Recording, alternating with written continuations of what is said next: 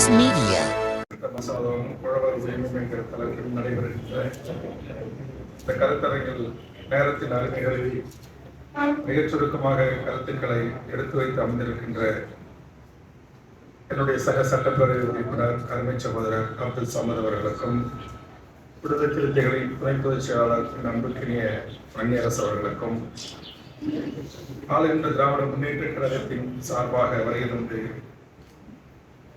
பல்வேறு கருத்துக்களை எடுத்து வைத்து சென்றிருக்கின்ற கார்த்திகேய சனாதிபதி அவர்களுக்கும், தமிழ்நாடு விவசாய சங்கத்தின் பொதுச் செயலாளர் மாஸ்லாமணி அவர்களுக்கும், விவசாய சங்கங்களின் சிபிஎம் மாநில செயலாளர் துளசி நாராயணன் அவர்களுக்கும், மாநில பொதுச் செயலாளர் எஸ்டிபி கரீம் அவர்களுக்கும், நாம் தமிழர் கட்சியின் சுற்றுச்சூழல் பாசறை மாநில ஒருங்கிணைப்பாளர் வழக்கறிஞர் விக்னேஷ் அவர்களுக்கும், தமிழ்நாடு இயற்கை விவசாயிகளின் கூட்டமைப்பு செல்வம் மற்றும் உழவர் இயக்கத்தின் அமையன் மற்றும் பாதுகாப்புக்கான கூட்டமைப்பு ஒருங்கிணைப்பாளர் ஆனந்த் நிகழ்ச்சியை தொகுத்து வழங்கி கொண்டிருக்கின்ற வழக்கறிஞர் வெற்றி செல்வன் அவர்களுக்கும், என்னோடு இந்த நிகழ்ச்சிக்கு வர வேண்டும் என்று அன்பு கட்டளையிட்ட பொறியாளர் சுந்தரராஜன் அவர்களுக்கும், எனதருமை சமூகத்தின் மீது அக்கறை உள்ள இந்த அரங்கேற்றில் அமர்ந்திருக்கின்ற அனைத்து உறவுகளுக்கும், உழவர் பெரிய இயக்கத்துடைய பிரதிநிதிகளுக்கும், என்னோடு வருகின்றிருக்கின்ற தமிழக வாழ்வுரிமை கட்சியில் அனைத்து நிலை பொறுப்பாளர்களுக்கும், பத்திரிகை ஊடக நண்பர்களுக்கும் என்னுடைய அன்பான வணக்கம். எல்லாருமே இந்த மேடைக்கு அழைக்கப்பட்டவர்கள், அதுவும் மூலிகை நண்பர்கள் அவர்களால் அழைக்கப்படுகிறார்கள் என்று சொன்னால், இந்த விடயத்தை குறித்து பேசுகின்றவர்கள் கருத்தரங்களை எப்படி பேச வேண்டும் என்பதை அவர்கள் அதிலே நிபுணத்துவம் பெற்றவர்களாக, இந்த விஷயங்களை முழுவதுமாக உள்வாங்கியவர்களாக தேர்வு செய்யதான் அழைப்பார்கள்.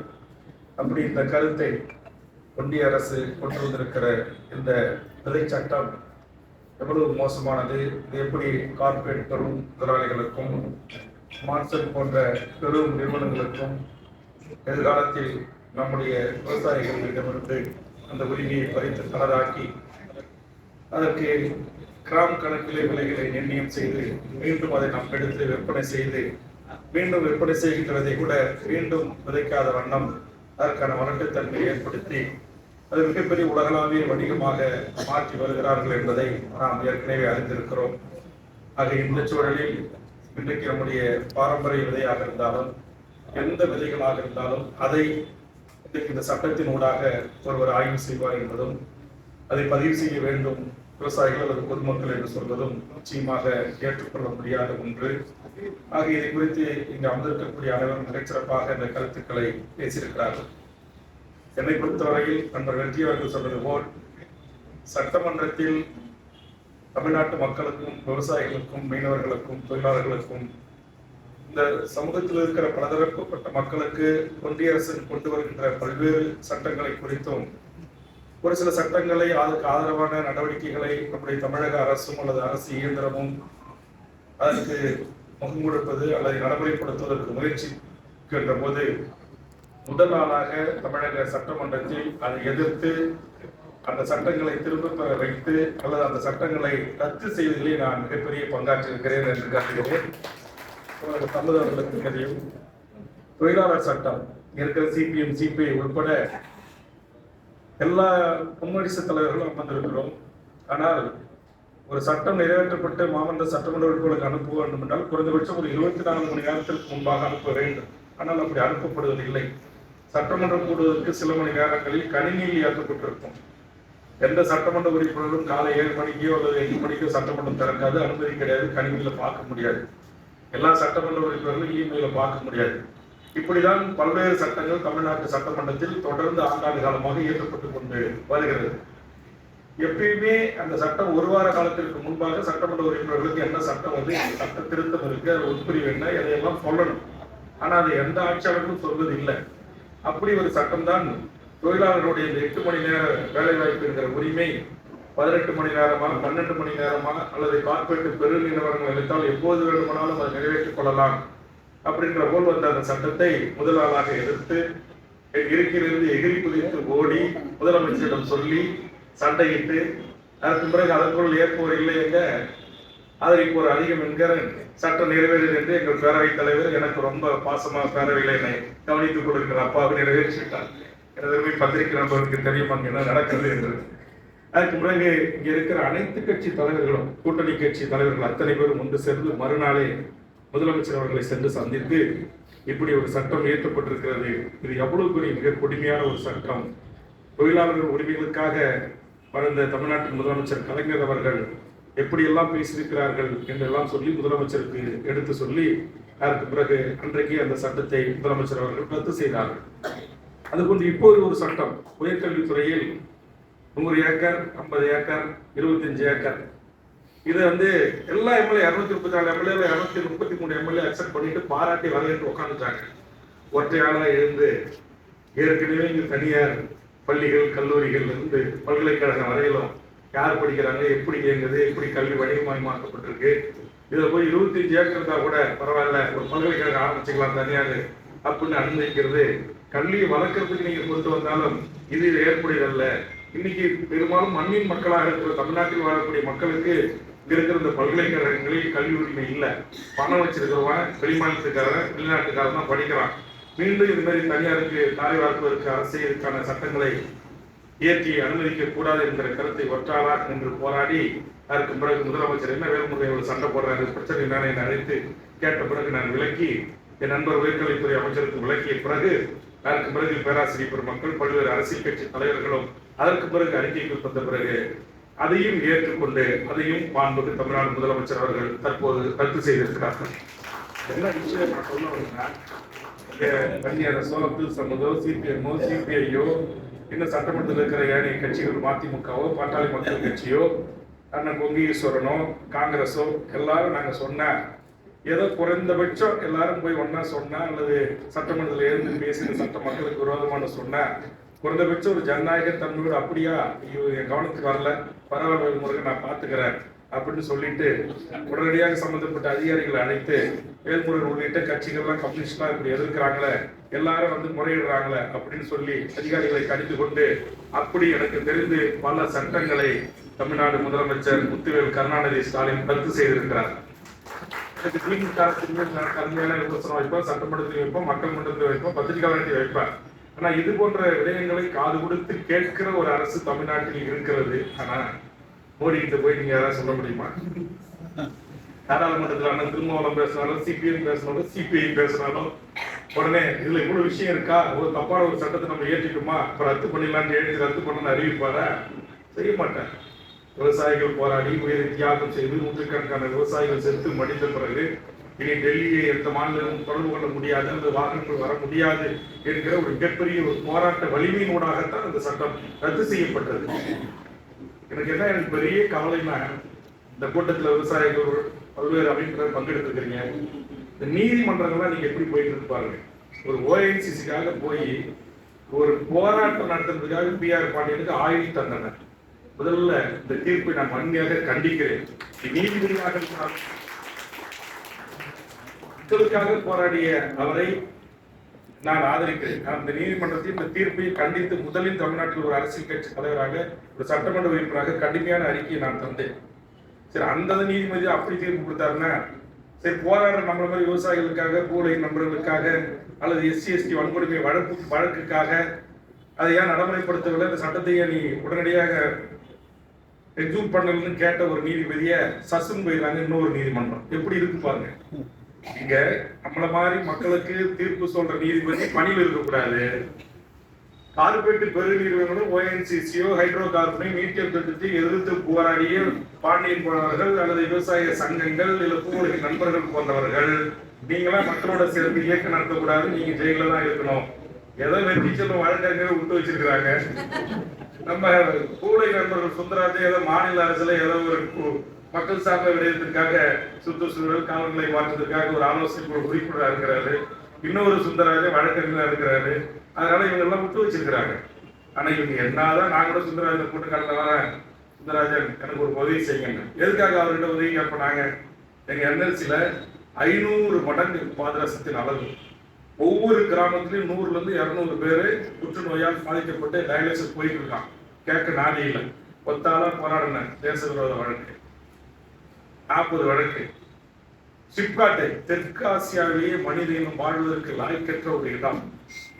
ஃபுல்லா கெமிக்கல் இண்டஸ்ட்ரீஸ்.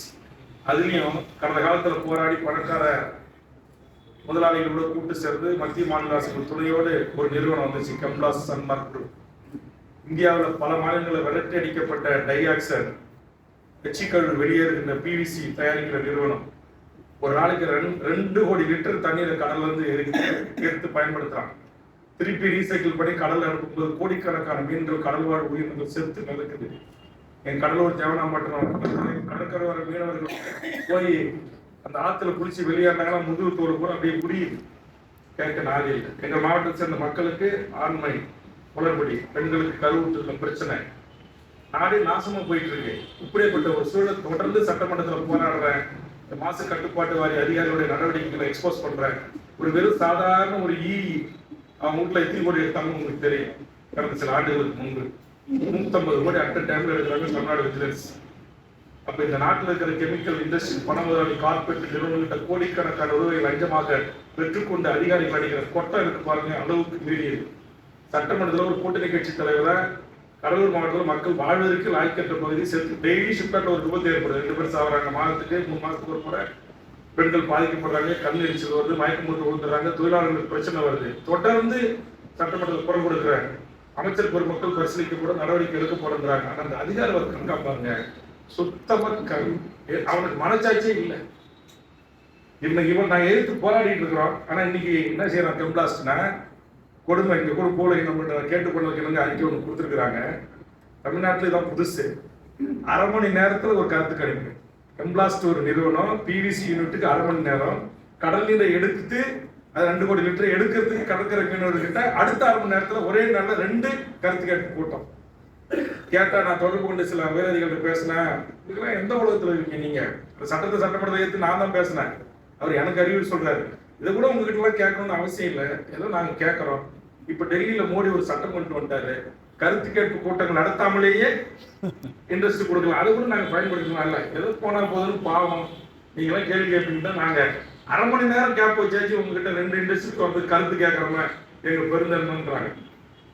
நான் இப்பதான் அந்த அறிக்கையை தயார் பண்ணி அவசரமா கூட்டி உதவி அதை போடுன்னு சொல்லிட்டு முதலமைச்சருடைய பர்சனல் செல்லுக்கு கூட இப்ப வாட்ஸ்அப்ல அனுப்பி வச்சேன். கொஞ்சம் கொஞ்சமா நாங்க செத்துக்கிட்டு இருக்கிறோம். மாட்டினுடைய பாலையும் தாய்ப்பாலையும் எடுத்து நீங்க சோதனையிட்டு பாத்தீங்க அப்படின்னா 2லயும் டைஆக்சைடு இருக்கு. எவ்வளவு பெரிய நச்சு மோசமானது. நான் உண்மைக்கு மாறான சொல்லலை. வெற்றிக்கு தெரிஞ்சிருக்கும், சுந்தரராஜன் அவர்களுக்கு தெரிஞ்சிருக்கும். கடலூர் ஷிப்காட் இருக்கிற இண்டஸ்ட்ரியில அங்க உயிர் கொல்லி இளநீர் என்பது குடும்பத்தை சூட்டை தணிக்கிற ஒரு பானம், இயற்கை கொடுத்த வரம் நமக்கு. நான் எங்கூர் ஷிப்காட்டில் இருக்கிற பல 30க்கு மேற்பட்ட கிராமங்கள் இருக்கிற இளநீர் சுத்தம் செய்யப்பட்ட விஷ நீர். நீங்க பித்தளை, கவரிங்கி, தங்க நகை எல்லாமே அப்படியே போய் பார்த்தீங்கன்னா பூத்து. இந்த ஷிப்காட் நீங்க கடலூர்ல இருந்து சிதம்பரம் ரோட்டை கிராஸ் பண்ணீங்கன்னா புதிய நபர்கள் யாராச்சும் போனீங்கன்னா தலை சுத்தல் வரும், வாந்தி வரும், மயக்கம் வரும். நானும் என்னுடைய அத்தனை அதிகாரி என்னுடைய 40 ஆண்டுகள் அரசியல் வாழ்வுல பல கம்பெனியுடைய தலைவராக இருந்து கலெக்டர், மாசு கட்டுப்பாட்டு அதிகாரிகள் எல்லாரையும் கூட்டிட்டு போய் அதை பார்வையிட்டு எல்லாம் மாற்றி அப்படிங்க என்ன சொல்லி பார்த்துட்டேன். வேல்முருகன் ரொம்ப அடங்க மாட்டேன்றான். இவனை எப்படி கவனிக்கணும், இல்லை எப்படி காலி பண்ணணும் தான் பார்க்கணும். இப்படிப்பட்ட கொடுமைகள் நடந்திருக்கு. ஆக இப்ப வருத்த என்ன செய்தி சொல்ல வந்தேன்னா, இப்ப ஏதோ முதலமைச்சர் கவனத்துக்கு சொல்லியிருக்கேன். கூடை நண்பர்கள் மற்ற கட்சி தலைவர்கள்லாம் கூட இப்ப வேண்டுகோள் வைத்த எல்லா தலைவர்களுக்கும் அந்த அறிக்கை கூடையின் அறிக்கை அனுப்பிச்சிருக்கேன். என்னுடைய அறிக்கை அனுப்பிச்சு தயவு செய்து இதை உடனடியாக தடுத்து நிறுத்துங்க. அதே மாதிரி சுந்தரராஜன் வந்தாரு, என்கிட்ட பேராசிரியர்கிட்ட விடுதலை செய்த வேண்டி வந்து வடசென்னையில கொண்டு வர திட்டத்திற்கு கருத்து கேட்பு கொடுத்துட்டு நிறுத்த சொல்லுங்க எம்எல்ஏன்னு. எல்லா எம்எல்ஏக்களையும் திரட்டிட்டு போய் சிஎம்கிட்ட சொன்னேன். இந்த மாதிரி ஏற்கனவே அமைப்பு நியாயமான அமைப்பு, காசு போனால் இதுக்கெல்லாம் ஆசைப்படாதவங்க இன்னும் இளைஞர்கள் கூடி இந்த அமைப்பு நடத்துறாங்க, அவங்ககிட்ட இருந்து இப்படி ஒரு கோரிக்கை வந்திருக்கு, முதலமைச்சரை கொஞ்சம் பதிய வைங்க அப்படின்னு. அப்படியே அவங்களுக்கு சரி நீங்க சொல்றீங்க, கூட்டு உடனே சீஃப் செக்ரட்டரிஸ் கூட்டு வேல்முருகன் வந்து முறையிடுறாரு, தள்ளி வைங்கன்னாங்க. தள்ளி வச்சாங்க. 2வது முறை தள்ளி வைக்கிறார், 2வது முறை தள்ளி வச்சாங்க. 3வது முறை அதிகாரி, அங்கதான் அதிகாரிகள் ஒரு நாட்டுடைய அமைச்சரை, ஒரு நாட்டுடைய முதலமைச்சரை அவர்கள் அவர் வழிக்கு கொண்டு போகிறார். முடியல எங்களால். இது கொண்டு பல விடயங்களை எங்களால் சொல்ல முடியும். அந்த செய்யூர்ல குண்டாஸ் போட்டாங்க. வீடியோ ஃபர்ஸ்ட்லாம் முதலமைச்சர் செல்லுக்கு வீடியோ எடுத்து அனுப்பி இவங்க கவனத்துக்கு வந்திருக்காங்க, இது போடுறாங்களே நியாயமா, உங்க மேடையில இருந்து உங்க அரசு வருவதற்காக பேசி வருவாங்க அப்படின்னு சொன்னாங்க. எனக்கு உடனே சைலண்ட் பண்ணி அவர் எனக்கு கவனத்துக்கு வரலன்னு சொல்லிட்டு உடனே அதை ரத்து பண்ணார். இப்போ பரந்தூர்ல போராடிட்டு இருக்காங்க. நாங்கள் என்எல்சி நிலம் கொடுத்தவங்க போராடுறோம். நாடு முழுக்க மக்களுடைய வலிகளை வேதனைகளை இன்னைக்கு பார்த்தா கூட சேனாபதி அவர் சொல்லிட்டு எதுக்கு போறாருன்னா, திருப்பூர்ல ஃபுல்லா கொண்டு வந்து கழிவுகளை குப்பையை கொட்டுறாங்க, மக்கள் போராடுறாங்க, 1000 போலீஸை போட்டு அந்த மக்களை பிடிச்சி எஃப்ஐஆர் போடுறாங்க.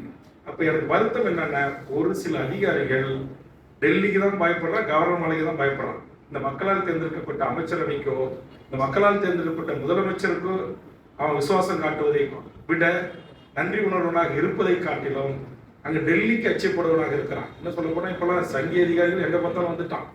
நீதிமன்றத்திலே உட்கார்ந்துக்கிட்டு பகிரங்கமா இன்னைக்கு சுவாமிநாதன் என்ற இன்னைக்கு வன்னியரசு குறிப்பிட்ட அந்த நீதிபதி சொல்லியிருக்காரு, மனுநீதி பிரகாரம் ஆட்சி நடத்துங்கன்னு அறிவுரை சொல்லியிருக்கிறாரு.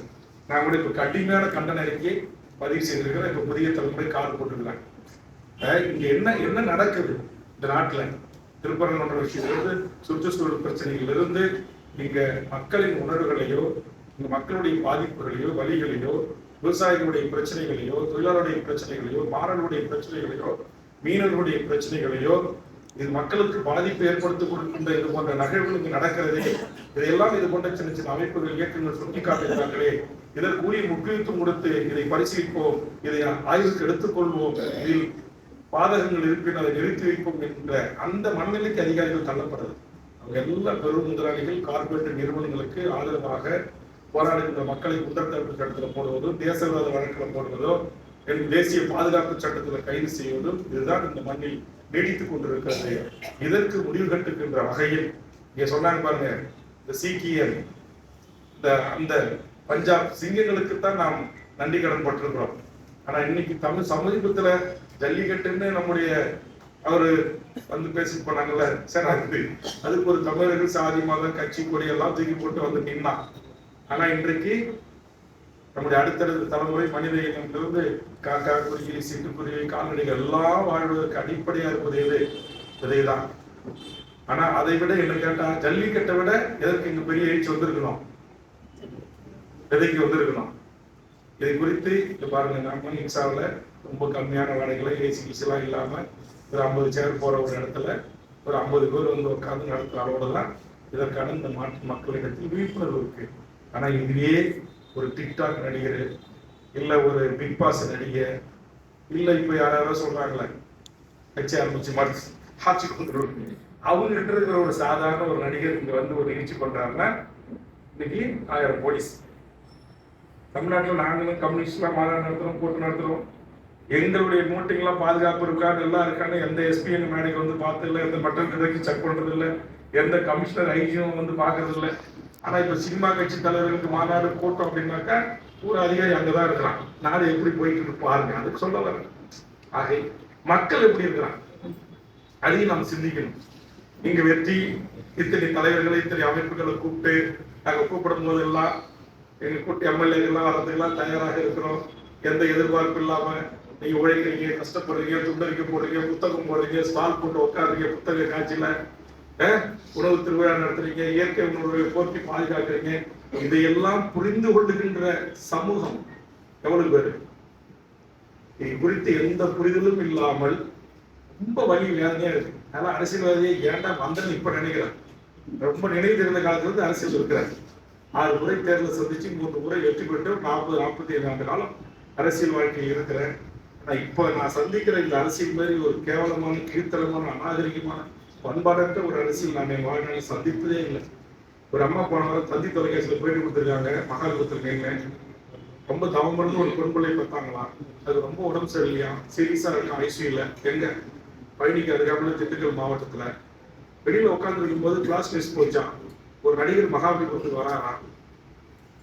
அந்த நடிகரை பார்த்துன்னு சொல்லிட்டு ஐசியூல இருக்கிற பொண்ணை 10 மாதம் சுமந்து பெற்ற பொண்ணு செத்தாலும் பரவாயில்லன்னு சொல்லிட்டு என் புருஷனுக்கு தெரியாம நான் வந்து இந்த நடிகரை நேரா பார்க்க வாய்ப்பு கிடைச்சதேன்னு வந்திருக்குன்னு பேட்டி கொடுக்குது. அதையும் எங்கள் தமிழர் தந்தை பத்திரிகை தந்தி தலைப்புச் செய்தியா வெளியிடுது. அதுலயும் பார்த்தா 30 லட்சம் வியூவர்ஸ் இந்த ரீல் ஷார்ட்டை 3 மில்லியன் பார்த்துருக்காங்க.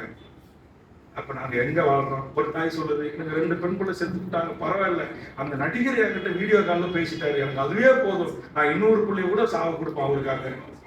அப்ப கம்யூனிஸ்ட் தோழர்களே, ஒடுக்கப்பட்ட மக்களுக்காக யாரு உழைக்கிறீங்க, வங்கி அரசு போன்றவர்களே, நாமெல்லாம் 40 ஆண்டு 30 ஆண்டு 50 ஆண்டு பொது வாழ்க்கைக்கு சொந்தக்காரர்களாக இருக்கிறோம் என்று சொல்வதில் நாம் அவமானமாக கருதுகிறேன் நான் என்னை பொறுத்தவரை. காரணம், எந்த புரிதலும் இல்லாமல், எந்த தெளிவும் இல்லாமல், எந்த விழிப்புணர்வும் இல்லாமல் ஒரு சமூகம் இங்கு உருவாகி இருந்து கொண்டிருக்கிறது.